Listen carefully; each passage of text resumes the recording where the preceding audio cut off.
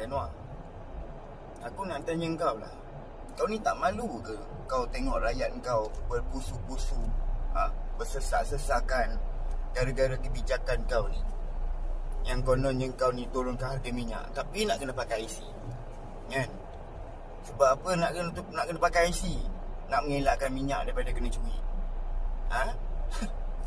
Kau ni, aku cakap kau ni kelakar lah Anwar, kan? Kau ni kadang-kadang macam tak pergi lah, ataupun kau ni tak fikir langsung masalah rakyat kau nanti beratur terpaksa pakai IC, kan? Lebih daripada kau ni tambah menteri-menteri, tambah kabinet punya orang, kan, yang apa gaji sebulan 25,000, 30,000 tu. Lebih baik kau tambah, kan, polis bantuan ke, penguat kuasa ke, kan, untuk jaga kenderaan-kenderaan asing ni. Panggil dia orang beli minyak yang mana satu kan. Kan lagi senang macam tu Anwar. Yang kau ni sampai sibuk sangat nak suruh guna IC. Kau tak nampak ke Sarah? Kau memang tak boleh nampak lah Sarah Mai Kasih punya sistem kan. Kau memang tak boleh nampak, sebab kau tak perlu pun nak ada benda-benda macam tu, kan?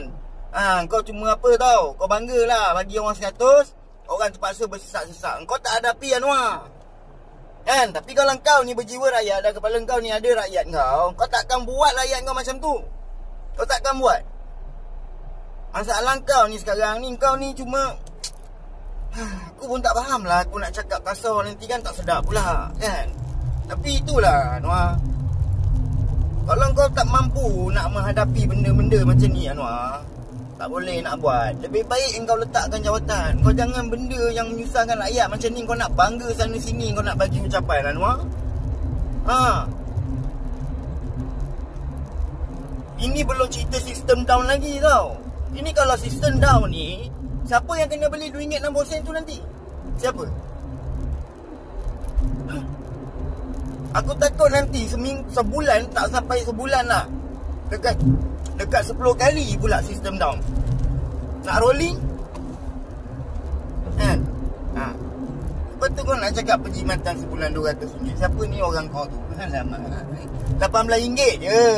Apa benda kejadahnya RM200 ni Anwar? Alah, serabut aku tengok kau ni Anwar, kan? Kau tengok lah, gara-gara orang nak kena dapatkan RM1.99 tu terpaksa bersesak-sesak, buang masa dekat petrol pump je, kan? Kena petrol pump besar tak apa. Kalau kena petrol pump kecil-kecil ni, mana pula dia orang nak pergi? Belum cerita yang dalam highway punya petrol pump lagi, kan? Sebelum ni tak pakai IC pun dah sesak, lagi nak kena pakai IC. Alah, leceh lah kau ni.